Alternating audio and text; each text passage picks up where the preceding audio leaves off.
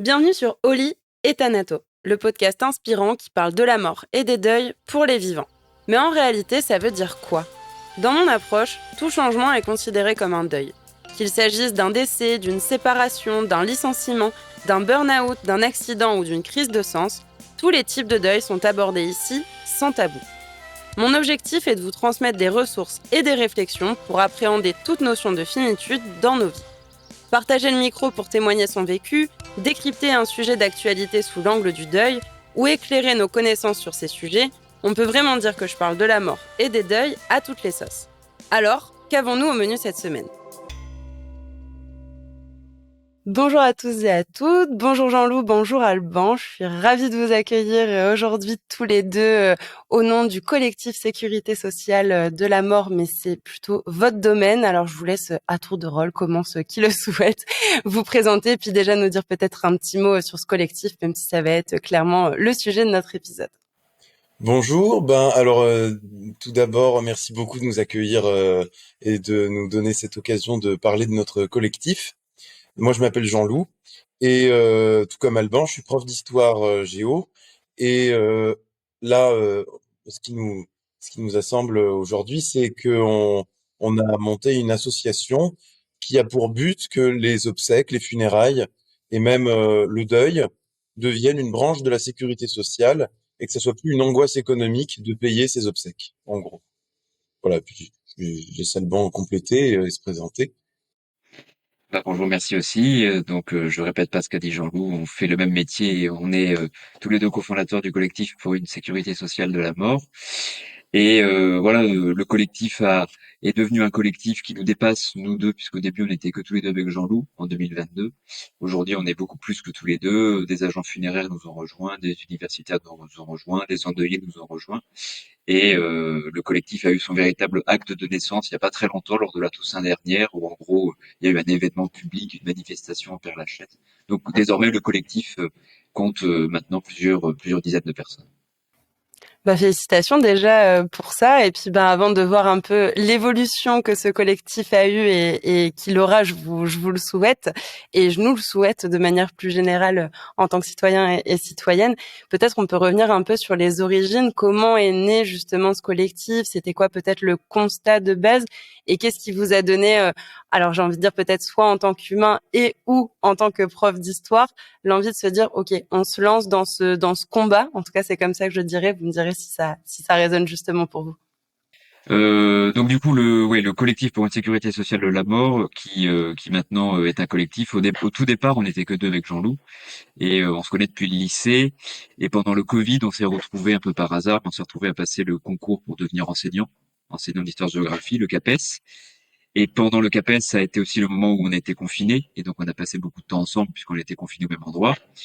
Et c'est là où Jean-Loup m'a fait découvrir Bernard Friot, qui est un sociologue, qui est un économiste et un historien du travail, qui bosse sur la sécurité sociale et qui travaille notamment, pour faire ça de manière un peu rapide, mais on reviendra dessus, je pense, un peu plus tard. En gros, ce qu'il propose, c'est d'étendre le système de fonctionnement de la sécurité sociale, du soin, à d'autres domaines économiques. Donc ça marche déjà pour le soin, ça marche pour la retraite, ça marche pour le chômage, mais lui, il propose d'étendre à l'alimentation, à la culture, etc. Du coup, au moment du Covid, juste après 2021, juste après 2020, on a perdu nos deux grands-pères avec Jean-Loup à peu près au même moment, enfin quelques mois d'écart. Vu qu'on baignait dans les idées de sécurité sociale, vu qu'on baignait dans un travail commun qui était le CAPES, et vu qu'on venait de perdre nos deux grands-pères, tout s'est un peu conjugué dans le fait qu'on a eu l'idée de se dire bah, pourquoi pas étendre la sécurité sociale à la mort. La mort, c'est pas très éloigné du soin dans l'esprit des gens. La sécurité sociale, c'est le soin dans l'esprit des gens. Donc du coup, on s'est dit qu'il y avait des ponts à créer pour proposer l'extension de la sécurité sociale à une branche qui n'était pas très éloignée du soin, moins loin du soin que l'alimentation ou la culture. On est parti comme ça et on s'est très vite rendu compte qu'il y avait besoin de faire quelque chose puisqu'il y avait plein de problèmes dans le monde funéraire. Est-ce que tu veux compléter, Jean-Loup? Euh, Disons que ce qui est intéressant, à mon avis, c'est que au départ, on est donc allé quasiment par hasard du côté du monde funéraire. C'est-à-dire que, bon, certes, on avait perdu nos deux grands-pères, mais enfin, à un âge où c'est tout à fait si on peut dire, acceptable de mourir. Le mien, il avait 92 ans, celui d'Alban, je sais plus exactement, mais dans ces eaux-là. Et voilà, c'était des gens qui avaient bien vécu.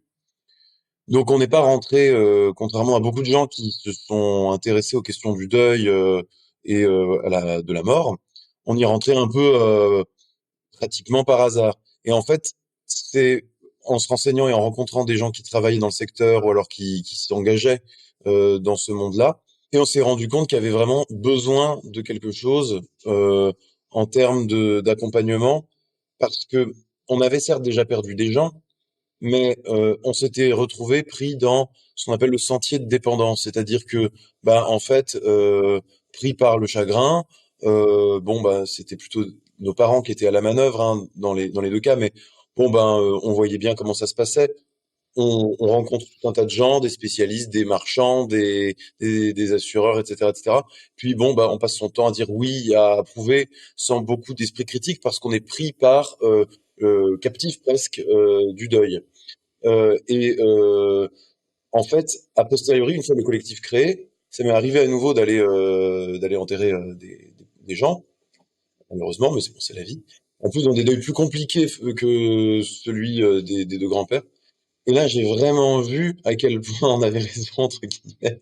C'est-à-dire que effectivement, ben, les interlocuteurs qu'on a en face de soi, certes, s'ils sont bons, avenants, sympathiques, mais enfin, quand même, ils sont là pour vendre des fournitures. Et on s'en rend absolument pas compte quand on est vraiment pris au premier chef par le chagrin. Moi, j'accompagnais, en l'occurrence, la famille de ma compagne, et je voyais bien que les questions qui se posaient, c'était pas les questions de choix du capiton ou de l'urne qu'on allait prendre. Ça, c'était quelque chose qu'on essayait de remettre en périphérie des préoccupations, alors que ça représente des centaines d'euros. Donc, je dirais qu'on y est rentré par hasard, on y est resté par conviction dans ce sujet-là. Je trouve ça très beau, justement, comme phrase. Il y a quand même pas mal de fois où quand on parle avec, alors je sais pas si vous faites un peu le même constat, mais avec des personnes du milieu funéraire, qui sont arrivées par hasard, mais un peu par hasard, entre guillemets, finalement, par les chemins de la vie, par des expériences de vie, par du pro, du perso, parfois un petit peu les deux qui s'entremêlent, par des constats personnels sur lesquels on aimerait bien finalement peut-être porter une voix, porter un message, ce que vous faites, hein, finalement aussi avec ce collectif. Et à travers cette présentation de l'origine du collectif que vous avez créé, pour moi, il y a vraiment cette notion où il y a un peu alors, le sujet de la mort et des deuils sont tabous, ça, je pense que c'est clairement ancré. Mais il y a une notion où, comme c'est tabou, ça devient aussi un impensé. Et du coup, je trouve que les enjeux, ils sont là.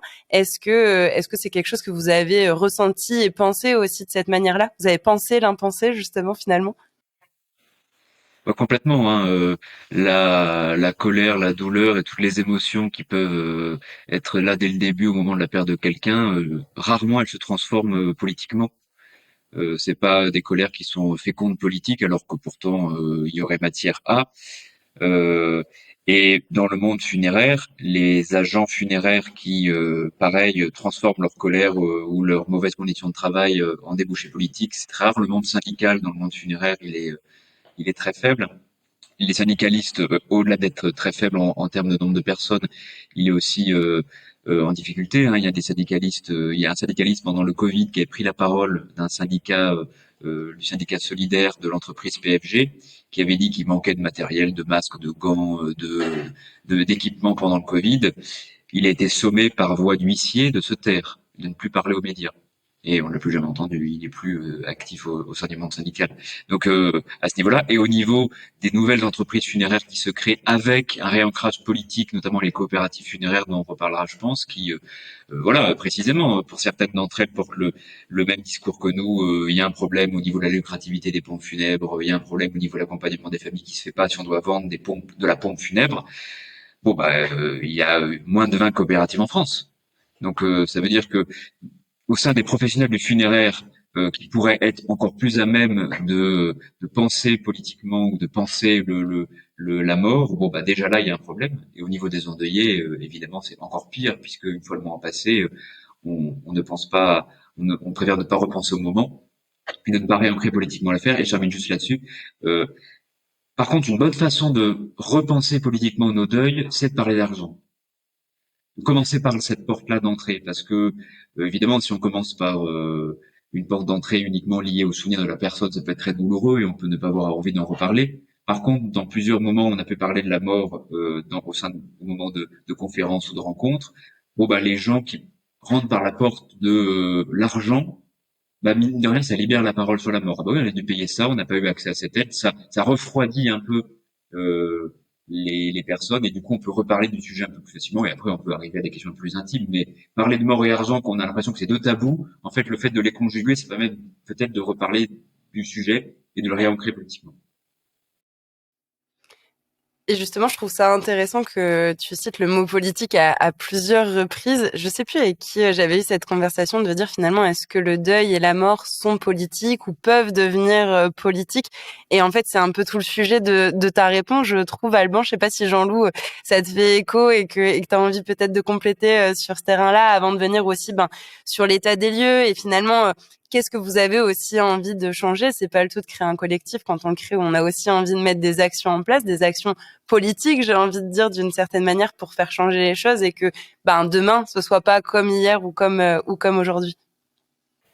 Ben, déjà, ce qui est intéressant, c'est le côté étymologique de politique, où au départ, le politique, c'est la cité.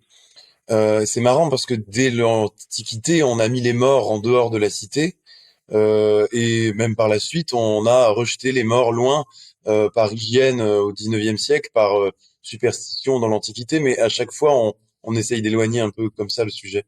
Euh, bon, pas toujours, hein, des fois, on mettait les morts dans les églises, par exemple.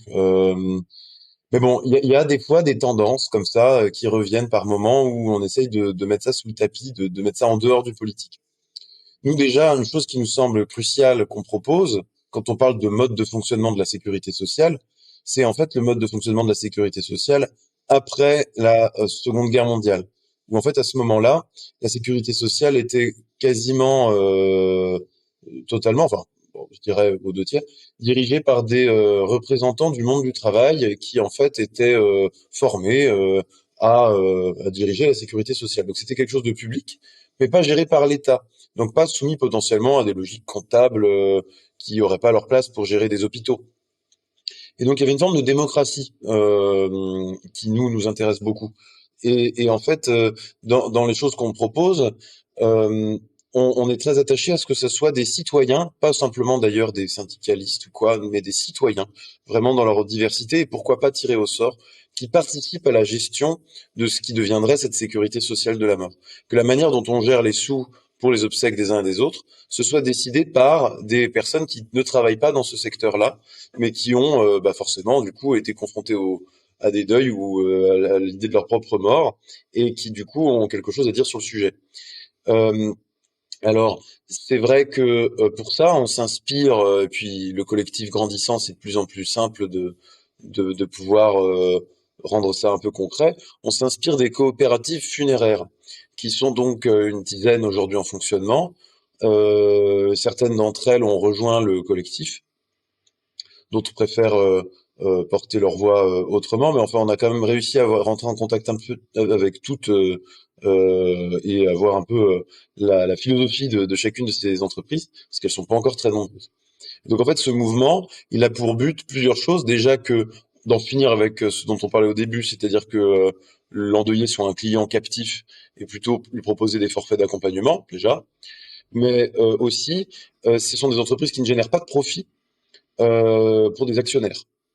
Donc du coup, ça les rend plus intéressantes sur le plan politique ici. C'est-à-dire que il n'y a pas un intérêt particulier à aller vendre un capiton en soie de Chine à une famille. Pour la pompe funèbre, c'est pas comme ça que ça fonctionne. C'est un forfait fixe, alors cher, mais un forfait fixe. Et ensuite, ce qui est intéressant, c'est sa gouvernance. C'est-à-dire qu'elles sont souvent en SCIC. C'est un statut où, justement, il y a des citoyens qui participent à la gestion de l'entreprise, pas juste les salariés eux-mêmes, et encore moins des actionnaires. Donc c'est très intéressant parce que à notre sens, ça préfigure ce qu'on veut créer pour la sécurité sociale de la mort, c'est-à-dire des lieux où on parle des obsèques et de leurs coûts. Donc bon, voilà, on est aux alentours de 4 000 € en moyenne, hein, les estimations diffèrent, mais globalement, on est dans ces eaux-là. En moyenne, ça veut dire que c'est aussi souvent beaucoup plus. Et donc, nous, c'est vraiment le modèle qui nous inspire pour essayer d'imaginer que on est non pas simplement quelques petites coopératives à travers le territoire qui proposent une alternative, mais qui est vraiment un système complètement différent pour tout le monde. En fait, toute personne qui a une carte vitale puisse payer ses obsèques selon les critères qui auront été décidés par les citoyens tirés au sort. C'est vraiment ça notre modèle. Et donc on s'inspire là-dessus, encore une fois, largement de ce qui a déjà été fait par d'autres associations de défense de la sécurité sociale. Et alors, quelles actions on veut mettre en place pour tout ça? Parce que c'est quand même assez ambitieux. Comme je dis, des coopératives, il y en a que 10 et elles ont déjà du mal. Alors nous, notre projet qui est encore plus ambitieux, est-ce qu'on a vraiment les moyens de nos ambitions? Seul, non. Mais du coup, on fait quelque chose qui est plus facile pour nous que pour les coopératives, c'est qu'on démarche des politiques. La coopérative, c'est une entreprise privée, elle peut pas s'exposer à s'engager sur un terrain politicien, je dirais. Un peu à la marge, mais enfin voilà, ça peut pas être le cœur de son action. Nous, ce qu'on va essayer de faire, c'est vraiment de rencontrer l'opinion, d'aller dans le plus de médias possible. On est par exemple très content d'être là aujourd'hui. C'est faire des actions aussi en vrai, entre guillemets, comme quand on était au Père-Lachaise et que du coup on pouvait discuter avec les personnes qui se rendaient au cimetière. Alors voilà, à l'entrée du cimetière, hein, pour pas non plus trop brusquer la quiétude des endeuillés, mais enfin, c'est aussi intéressant d'en parler. Voilà, encore une fois, de briser le tabou, et c'était aussi une occasion de faire ça. Et aussi en passant par les élus, quand on a l'occasion d'en croiser, ben tout de suite d'essayer de les interpeller. On leur a fait signer une tribune, notamment, qui a aussi été signée par des gens des coopératives, par des professionnels du secteur, d'autres horizons aussi. Tribune qu'on a pu sortir dans Libération à la Toussaint en même temps que notre action au Père-Lachaise. Voilà. Justement, je rebondis sur cette notion-là, c'est que, comme tu l'as dit, politique, ça vient de citer de base, et on sent par tous les exemples que tu viens de nous citer, Jean-Loup, mais qui portent la voix du collectif de manière globale, qu'il y a cette notion de citoyenneté. Cette phrase, elle est cliché, mais pour moi, elle est vraiment, déjà, elle me parle beaucoup, c'est ensemble, on va plus loin. Et finalement, c'est pas en faisant les choses à un petit niveau qu'on va faire bouger les choses, mais c'est vraiment plutôt vraiment tous ensemble. Et c'est important de pouvoir faire évoluer justement ces choses tous ensemble. Et tout à l'heure, Alban, je voulais rebondir sur ce que tu disais, où tu parlais justement de deux tabous, la notion de l'argent et de la mort. Et il y a un peu, je pense, cette croyance, et vous allez me dire si vous, de votre côté, vous l'avez aussi, peut-être pas à titre personnel, mais dans les ressentis, les échanges que vous pouvez avoir, de plus je paye cher pour un défunt, peu importe le lien que j'ai avec cette personne, plus je l'aime et plus je démontre mon amour. Est-ce que peut-être c'est des croyances ou des propos, alors là je l'ai un peu stéréotypé, mais ce type de propos, vous y faites face ou pas du tout? Complètement, complètement. Alors en fait, il y a plusieurs conséquences à ça et il y a plusieurs solutions, pistes de sortie à ça. C'est que bien sûr, je pense que c'est peut-être c'est sans doute quelque chose d'assez commun de vouloir le mieux pour la personne qui vient de décéder. Après, évidemment, ça dépend de la relation qu'on a avec elle, hein. Il y a des personnes aussi avec lesquelles on avait des relations dramatiques, mais pour le coup, on a des agents funéraires qui nous racontent des cas très compliqués de d'enfants qui enterrent leurs parents et il y a eu des relations très compliquées, voire des abus des parents vers les enfants, mais ils souhaitent quand même que l'adieu se fasse et dans de bonnes conditions. Donc, il y a vraiment, je pense, quelque chose de commun à vouloir le mieux pour la personne qui part, à vouloir une tombe chère pour l'être cher qu'on vient de perdre. Et on considère que sans doute il ne faut pas se battre contre ce sentiment commun qui est peut-être assez sain, mais par contre que précisément dans le fonctionnement actuel du marché funéraire, on peut pas véritablement le satisfaire, puisque on a inventé par exemple les obsèques discount dans les années 80 et c'est encore le cas aujourd'hui où on fait partir ses proches au rabais. On a aussi inventé d'autres systèmes qui fait que quand on est en lien avec une entreprise funéraire et que qui fait partie d'un grand groupe et que on souhaite acheter parce qu'on n'a pas beaucoup de moyens, on souhaite acheter un cercueil, par exemple, qui est fait dans une enfin, le premier prix du cercueil, bon, bah, on va être envoyé vers une entreprise du même groupe, mais qui propose un peu mieux, avec, bah oui, mais vous n'allez pas enterrer votre père dans un cercueil avec un matériau aussi peu noble. On vous propose d'avoir une gamme un peu au-dessus pour rendre un peu mieux hommage à votre père. Donc il y a ce chantage aussi au fait qu'on sait très bien que les gens vont vouloir le mieux pour leurs parents et, et vivront une violence à enterrer leur proche au rabais. Donc il y a cette violence-là d'enterrer son proche au rabais qui est entretenue par le monde funéraire. Et il y a aussi cette violence économique de fait de payer très cher pour enterrer son proche. Donc nous, on propose précisément via la sécurité sociale que, en effet, on veut le mieux pour les proches qu'on perd, on veut une tombe chère pour l'être cher qu'on perd, et donc c'est à la sécurité sociale d'assurer ça.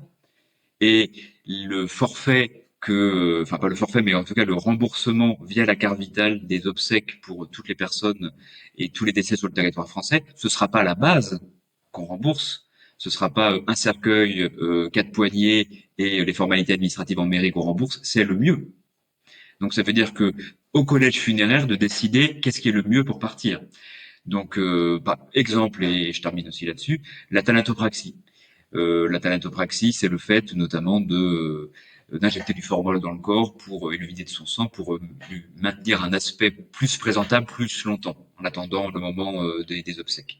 Il y a des centaines de thanatopracteurs en France, il n'y en a pas beaucoup du coup, mais en tout cas, on peut recourir à ce type de soin qui est payant, qui est cher. Bon, on peut considérer que c'est un soin futile, que c'est un soin polluant, que c'est un soin qu'on pourrait ne pas rembourser, mais il se trouve que dans certains cas, par exemple le cas de mort violente, le cas de mort à la rue, où le cadavre est très abîmé, le cas de mort où on est en attente aussi des décisions de justice, bon bah le corps s'abîme et il devient difficilement présentable à la vue des familles. On est dans un monde aussi où on a un peu oublié qu'un corps mort et c'était aussi quelque chose de dur à voir, donc on est aussi dans ce monde-là. Et donc, la thanatopraxie pourrait être, si on considère que c'est le mieux, remboursée par la sécurité sociale. Le but, c'est pas la base avec la sécurité sociale, c'est pas la base la même pour tout le monde, c'est le mieux pour tout le monde. Justement, tu parles de baisse, tu parles de mieux. Il me semble pas que tu aies cité le mot ou alors il m'a échappé, mais pour moi, ce qui découle de tout ça, c'est finalement qu'aujourd'hui, la mort, le décès est source d'inégalité. Parce que justement, comme tu disais discount, tu disais rabais. Donc, on sent qu'il y a cette notion de différence. C'est l'un des objectifs, à travers ce que je ressens, en tout cas, du collectif social de la mort, c'est que, de la sécurité sociale de la mort, pardon, c'est que on soit le plus égaux possible sur cette notion du funéraire. Oui, complètement. Aujourd'hui, c'est vrai que l'idée en tant que telle, comme ça, de manière abstraite, on pourrait se dire que je suis pas forcément nécessaire, mais comme tu nous avais invité à le faire tout à l'heure, c'est vrai qu'il y a un panorama actuel du funéraire qui est accablant. On a des gens qui vont s'endetter pour leurs propres obsèques, pour ne pas être une charge. Cette expression, elle est très violente en soi, même si elle est souvent dite avec beaucoup d'amour pour les siens. Bon, je veux dire, on en est à pas vouloir être une charge après sa vie. C'est quand même extrêmement triste. Voilà. Il y a beaucoup de d'autres cultures aujourd'hui dans le monde où ça ne fonctionne pas comme ça et où bon ben de toute manière les proches cotisent, c'est le système normal. Donc à l'échelle d'un quartier ou d'un village, tout le monde cotise et c'est comme ça. Par exemple en Afrique de l'Ouest, hein, c'est la norme. Donc le problème en plus, c'est que ça touche pas seulement particulièrement notre culture, mais notre culture et les pauvres. C'est-à-dire que dans 9 cas sur 10, quand on fait un contrat prévoyance obsèques, c'est pour des raisons économiques, c'est-à-dire pour justement soulager des proches dont on a peur qu'ils n'aient pas les moyens de financer les obsèques. Et ça commence à être bientôt la moitié hein, des Français qui souscrivent à un contrat prévoyance obsèques. On était à 46% il n'y a pas très longtemps. Donc voilà, c'est pas simplement une idée en l'air. Effectivement, ça part aussi d'un constat qui est celui de familles qui s'endettent pour ça. Il y a aussi un problème, c'est qu'il y a des aides pour les gens qui sont vraiment en difficulté économique. Par exemple, les mairies peuvent prendre en charge les obsèques de personnes sans ressources. Mais est-ce que la mairie va faire ça correctement? On s'est rendu compte aussi que les définitions de ce qu'était la personne sans ressources étaient quand même assez floues. De même, il y a des aides de la sécurité sociale qui existent. Et pour en bénéficier, il faut faire faut le savoir déjà, et ça, mine de rien, c'est très discriminant parce que beaucoup de gens ne savent absolument pas que cette aide existe. Il y en a plusieurs. Il y en a en cas de décès d'enfant, auprès de la CAF, 2 000 euros. Donc on voit bien qu'on est bien en dessous des 4 000 euros en moyenne que je disais, et encore, la plupart du temps, les obsèques des enfants coûtent plus cher que les obsèques des adultes.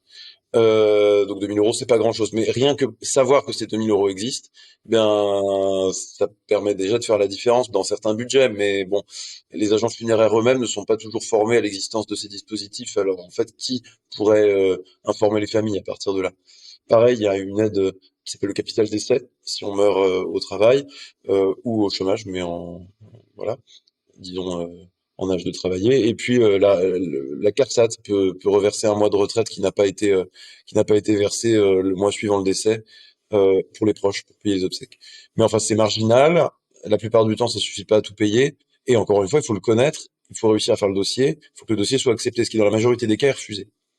Donc bon, voilà, il fait pas bon d'être en difficulté et de perdre quelqu'un. En plus, en moyenne, bon ben ça avait été pas mal mis en avant pendant la réforme des retraites. Les personnes les plus pauvres meurent plus jeunes. Et les personnes qui font des métiers difficiles, qui sont pas du tout forcément les mieux payés, meurent plus jeunes aussi également. Ce qui fait que en réalité, si on fait un profil sociologique, ben il y a quand même des gens qui en enterrent plus que d'autres des proches. Et particulièrement dans le cas des milieux modestes, où quand même en moyenne, bon ça dépend, faut affiner, mais en moyenne quand même aussi, il y a une tendance euh, à faire des enfants quand même dans les milieux modestes. Il y a l'idée d'une assurance vie, justement aussi de transmettre quelque chose qu'on peut pas forcément faire par le capital financier. Et sauf que du coup, bah, forcément, ça fait aussi plus de deuil, plus d'obsèques. Et puis parfois, il y a aussi les accidents de la vie. L'inégalité tient pas forcément simplement aux classes sociales. Bah, par exemple, il y a une personne qui nous avait dit que sa maman s'était mariée 3 fois parce qu'à chaque fois son mari décédait. Voilà, elle avait eu très peu de chance et en 20 ans, elle avait perdu 3 fois son mari. Et ben donc ça veut dire 3 fois plus de 5 000 euros. Voilà, donc enfin mine de rien, c'est beaucoup. Et en plus, ça s'ajoute à chaque fois à des situations qui sont déjà hyper tragiques au départ. On parle de quelqu'un qui a perdu 3 fois la personne qu'elle aimait. Bon, peut-être qu'on pourrait lui foutre la paix et prendre en charge ses obsèques collectivement. Voilà. Donc il y a quelque chose de très inégalitaire. Si c'était par une cotisation, on paierait pas plus, on paierait techniquement autant sans s'en rendre compte par nos cotisations. Et encore, on a aussi des pistes de financement qui nous permettraient d'imaginer que ça revienne moins cher à l'échelle d'une vie à une personne. Mais en plus, ce qu'on supprime vraiment, c'est deux angoisses. L'angoisse de la personne qui n'a pas de contrat prévoyance obsèques, dont la famille doit du coup aller réunir 5 000 euros à sa mort, et l'angoisse d'une famille où la personne aurait eu un contrat prévoyance obsèques, mais il faut retrouver où elle l'a signé. Il y a des cas quand même assez fréquents où un contrat prévoyance obsèques a été financé, mais la famille n'arrive pas à en bénéficier. C'est des choses qui arrivent. Donc là, tout ça, on le supprime, on enlève ces contrariétés, et puis il n'y a plus de question d'inégalité qui se pose, puisque de toute façon, bah, c'est comme quand on va chez le dentiste pour une carie. Une carie, ça rembourse à 100%, me semble-t-il en tout cas, et contrairement à d'autres soins dentaires. Voilà, c'est un peu notre modèle. Voilà, si ça marche pour les dents, pourquoi ça marcherait pas pour la mort? Voilà, tout simplement. Et justement, avant de venir sur le côté, on va dire, pratico-pratique, même si voilà, on sent qu'il y a aussi encore plein de choses qui sont à construire et que votre porte, enfin, en tout cas, moi, votre porte, je la sens grande ouverte à toutes celles et ceux qui ont envie, justement, de vous rejoindre et de s'impliquer. On pourra venir, justement, sur peut-être quels sont vos besoins, qu'est-ce que vous attendez, c'est quoi le futur, justement, aussi pour ce collectif. Mais en tout cas, moi, ce que je retiens et ce que je retire à travers tout ça pour les personnes qui sont endeuillées, tu viens de le dire, c'est finalement, oui, plus d'égalité, mais aussi moins de charge mentale sur cet aspect administratif et financier. Donc, une forme d'apaisement aussi, d'un apaisement émotionnel, justement, comme on disait tout à l'heure. Est-ce qu'on est obligé de payer cher, finalement, pour montrer notre amour à la personne qui est décédée? Ben, pas forcément.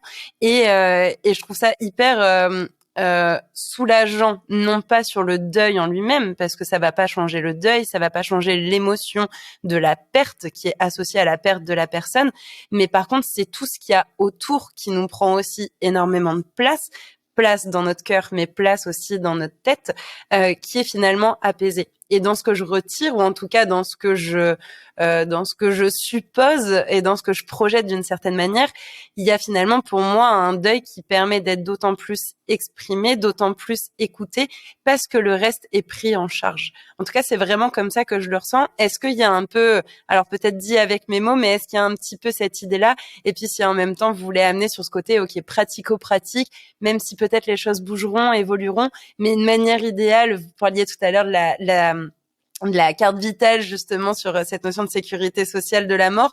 Dans l'idée que vous en avez aujourd'hui, dans l'idéal, comment ça se manifesterait tout ça? Alors, tout ce qu'on raconte, ce sera aussi dans un bouquin. Donc, si on dit des choses et qu'on oublie des choses, ce sera dans un livre qui paraît en mars 2025, aux Parfait. éditions du J'allais te Delcourt. demander Voilà, la date. donc c'est dit. Euh, non, bah, au niveau du deuil précisément, avant que j'oublie, au-delà du fait que les tracas administratifs financiers sont réglés par la sécurité sociale, il y a aussi des choses à régler au niveau de soulager le temps qu'on se libère pour le deuil, c'est-à-dire que la sécurité sociale de la mort qui gère la question, on a beaucoup parlé des obsèques pour l'instant, les sous débloqués par une sécurité sociale de la mort auraient aussi pour objectif de gérer d'autres questions qui sont voisines de la mort, et donc on parle souvent aussi du congé deuil. C'est-à-dire qu'aujourd'hui, la plupart du temps, le congé auquel on peut avoir accès quand on perd quelqu'un débloqué par sa boîte, c'est déjà très peu de temps. C'est de 1 à 3 jours généralement, et ça dépend aussi du lien familial ou du lien qu'on a avec la personne. Si on perd un ami, ben, on n'a rien. Si on perd son grand-père, on a 1 jour. Si on perd sa sœur, on a 3 jours, mais ça dépend beaucoup. Ça dépend aussi des conventions collectives des entreprises. Et en fait, c'est pas un congé deuil, c'est un congé enterrement. C'est-à-dire qu'on va aux obsèques et on revient. C'est juste ça que ça libère. Et si on veut véritablement prendre du temps parce qu'on en a besoin et on a besoin de s'arrêter, de décrocher le travail, on peut aussi avoir besoin d'aller au travail, hein, bien sûr. Mais si on a besoin de déconnecter, on est obligé, en fait, la seule porte de sortie, c'est d'aller voir son médecin généraliste et de se déclarer dépressif. Sauf qu'on n'est pas en dépression quand on est en deuil. On est précisément en deuil et c'est pas une maladie. Merci. En plus de ça, il y a tout un pan de médicalisation du deuil où on prend des médicaments pour se soigner. Non, non. Et on pourrait aussi, avec une sécurité sociale de la mort, avoir des sous pour faire une chose qui est de libérer des jours et des jours payés à 100% de congé deuil, qui pourraient être pris avec une décision commune prise avec un psychologue, dont les séances seraient remboursées par la sécurité sociale et on pourrait décider de s'arrêter, par exemple, pas tout de suite, mais une semaine, 1 mois après le deuil, 1 mois immédiatement après le deuil, mais en tout cas, ce serait une décision commune, financée à 100% du salaire, bien sûr, pas à 50% du salaire, comme c'était le cas il y a pas longtemps, par une décision politique dans les années 2015-2016, où il était question de rallonger la durée de congé deuil pour la perte d'un enfant. C'était allongé, mais la durée d'allongement, on l'a payé à 50% du salaire et pas à 100%. Bon, c'est ces petites euh, bidouilles administratives qui sont un peu nauséabondes. Non, on a besoin de s'arrêter, on prend du temps, et en plus, ça permettrait aussi de poser la question des psychologues et du fait de prendre en charge par la sécurité sociale les séances qui coûtent de plus en plus cher. Ça existe déjà, il y a déjà des psychologues hospitaliers qui sont fonctionnaires et donc dont les séances sont remboursées, mais ils sont en voie de disparition. Donc il y aura aussi quelque chose à faire de ce côté-là. Et la sécurité sociale de la mort, avec les sous qu'on pourrait débloquer, Jean-Loup, si tu veux, tu pourras en parler. Euh, bon, bah, il y aurait une manne financière énorme pour pouvoir imaginer plein de pistes d'extension à des questions voisines à la mort. Tu veux compléter? Mhm.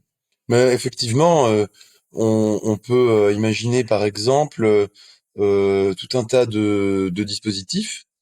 On pourrait construire par exemple des lieux dédiés à la mort. On appelle ça des thanatocentres, parce qu'il fallait bien trouver un nom. Des lieux où par exemple pourraient se tenir à la fois les réunions, par exemple, de ces fameuses assemblées, ces collèges funéraires, comme on les appelle, donc ces lieux de décision pour savoir ce qu'on rembourse pas, ce qu'on met en œuvre sur le funéraire à l'échelle du département, ça pourrait se réunir là. Et aussi, on pourrait, par exemple, imaginer des causeries, un peu sur le modèle des cafés mortels qui existent, qui permettent de parler de la mort. Euh, et imaginez aussi, par exemple, ça c'est les deux pistes qu'on lance dans notre livre, dont d'ailleurs tu n'as pas donné le titre, probablement c'est le coup de la mort, le livre. Voilà. Euh, c'est donc deux nouveaux métiers qu'on imagine, qui sont pas tant nouveaux que ça.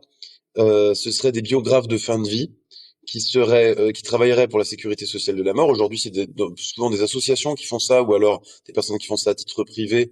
Mais bon, c'est pas forcément donné pour les familles non plus, donc ça restreint un petit peu.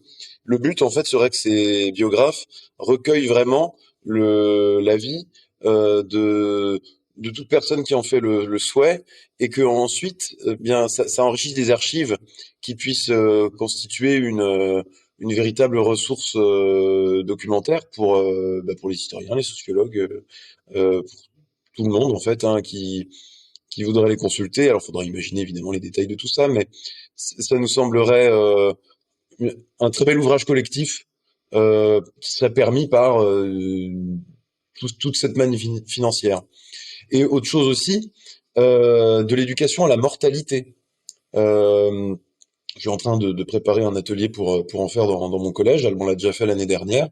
Donc encore une fois, on s'inspire à fond des cafés mortels, sauf que là, l'idée est de le faire en classe pour faire réfléchir au deuil. Qu'est-ce que c'est perdre un membre de sa famille, éventuellement un animal? Qu'est-ce que c'est perdre quelqu'un?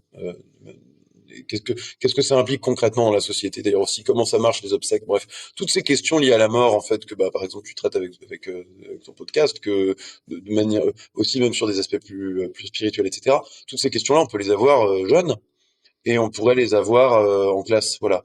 Et donc, typiquement, on pourrait financer ça sur le modèle de l'éducation à la sexualité, qui d'ailleurs fait pas mal grincer les dents, l'éducation à la sexualité, l'éducation à la mortalité. On attend quand même qu'on vienne nous expliquer ce que ça pourrait poser comme problème, parce qu'a priori, on va quand même tous mourir. C'est quand même assez certain. Donc voilà. Et alors, bon, parce qu'on parle de manne financière, voilà, comme s'il y avait des montagnes d'argent qui étaient à notre disposition. Mais en fait, si on enlève la marge qui est faite par les actionnaires de PFG et Funecap, qui sont les deux grands groupes du secteur, en fait, on se retrouve avec beaucoup de sous.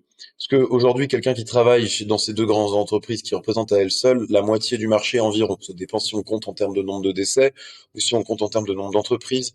Mais grosso modo, on est dans l'ordre de grandeur de la moitié de ce qui se fait dans le funéraire. Bon, les gens qui travaillent là-dedans ne sont pas Crésus, hein, ils ont des revenus tout à fait modestes. Et donc, en fait, une bonne partie de cet argent revient aux actionnaires. Donc, bon, quand tout ceci sera conventionné, c'est-à-dire quand les entreprises, si elles le souhaitent, mais ça leur permettra de bénéficier aussi de toute cette clientèle qui aura la carte vitale. Quand les entreprises se seront conventionnées, seront passées dans un statut coopératif à la manière de ce qui commence déjà à exister, ça dégagera énormément d'argent qui nous permettra de faire tout ça, par exemple, voilà. Ou pareil aussi le congé deuil dont parlait Alban. Voilà. Tout ça, on pourra le financer à partir du moment où on aura assumé qu'on sort la mort d'un système économique capitaliste, puisque on peut même d'ailleurs tout à fait être pour un système capitaliste, mais être d'accord avec cette proposition, puisque la mort, on peut la voir comme quelque chose de différent, d'un peu sacré pour certains. Et donc, je suis sûr que tout le monde peut comprendre que ça mérite un statut qui est quand même un peu à part, voilà, tout en étant au centre de la société. Et voilà pour au niveau de nos besoins, parce que tu posais tout à l'heure la question, on va se lancer dans l'aspect un peu juridique, puisqu'on a maintenant plusieurs députés, enfin deux députés et un sénateur, qui s'intéressent trois députés pardon et un sénateur, qui s'intéressent de près à notre association et surtout à nos propositions. Et donc, ils sont en train de travailler à des lois sur le congé deuil, sur l'automatisation des aides existantes, déjà en attendant d'avoir une sécurité sociale de la mort, et puis sur le fait, pourquoi pas, de, de protéger les coopératives économiquement. Mais ça, on nous a dit que ça allait être compliqué en termes de droit à la concurrence. Et donc, s'il y a des gens qui ont des compétences en droit, par exemple, leur aide serait précieuse, puisque on va avoir là un travail à mener dans lequel nous on n'est pas expérimenté avec les députés et les sénateurs. On a toujours besoin d'agents funéraires pour nous raconter leur vécu et avoir, je dirais, l'œil juste pour savoir quels combats sont gagnables, quels combats sont à mener. Et de la même manière, on a toujours besoin d'endeuillés aussi qui puissent nous présenter la mort sous un angle qui n'est pas le nôtre, auquel on n'a pas encore réfléchi. On a passé 2 ans à simplement poser des questions à tout un tas de gens différents. Et c'est fou ce qu'on a appris, quoi. Enfin, on avait globalement, pour ma part, en tout cas, je savais à peu près rien au début. Alban a pas mal lu, moi j'ai un peu lu aussi, mais moins. Et je me rends compte que quasiment la totalité de ce que je sais, c'est suite à des entretiens avec des gens qui ont soit connu des deuils difficiles, soit qui travaillent dans le secteur. Et donc, de la même manière que cette sécu de la mort, on la veut gérée par des agents funéraires et par des endeuillés, ben, le collectif aussi doit être le reflet de ça. D'ailleurs, c'est déjà le cas, ça c'est ça qui est chouette, c'est que là par exemple, on a une amie qui est dans le collectif qui réfléchit à monter sa coopérative et qui a envie de commencer à réfléchir entre agents funéraires à toutes les difficultés qui peuvent être ressenties au boulot quand on est croque-mort, quoi. Bon, bah ça typiquement, on se réjouit qu'on soit en contact avec elle grâce au collectif. Ça nous permet effectivement, comme tu le disais, d'aller plus loin ensemble.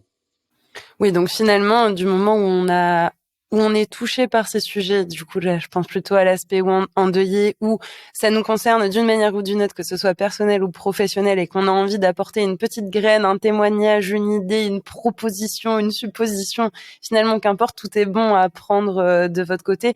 Je le dis dès maintenant, mais tous les liens seront aussi dans la description de l'épisode, que ce soit pour retrouver le livre, pour retrouver vos réseaux, pour retrouver le site.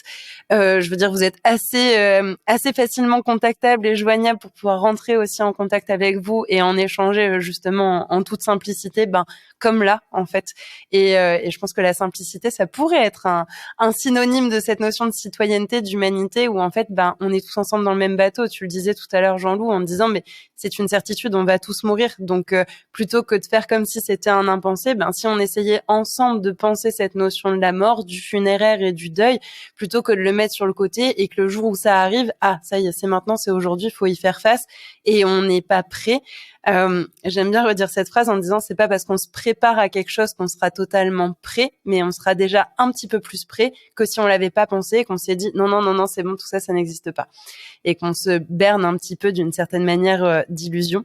Peut-être pour conclure cet épisode, est-ce qu'il y a quelque chose qu'on n'a pas dit, ou alors si on a tout dit, est-ce qu'il y a l'un comme l'autre peut-être une petite phrase, une ressource, une pensée, quelque chose sur lequel vous aimeriez conclure cet épisode? Alors, il me semble qu'on a, au niveau des pistes de financement, tu parlais de la carte vitale tout à l'heure et de comment on finance la carte vitale. Donc, il y a tout le profit qui disparaîtrait, qu'on pourrait récupérer dans un monde funéraire non lucratif, mais il y a aussi tout un financement par cotisation qu'on souhaite mettre en place, d'où le terme de sécurité sociale de la mort.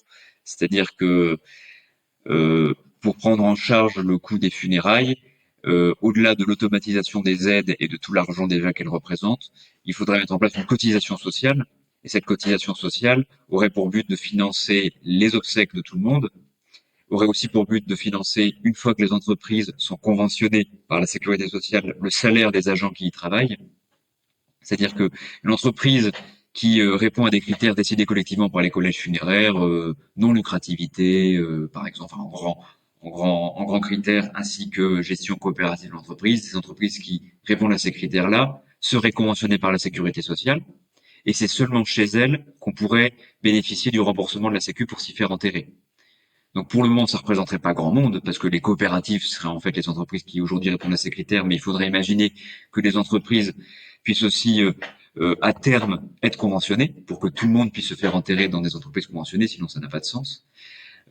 Et du coup, ce serait financé par une cotisation sociale, ce serait financé par le salaire de tout le monde en fait.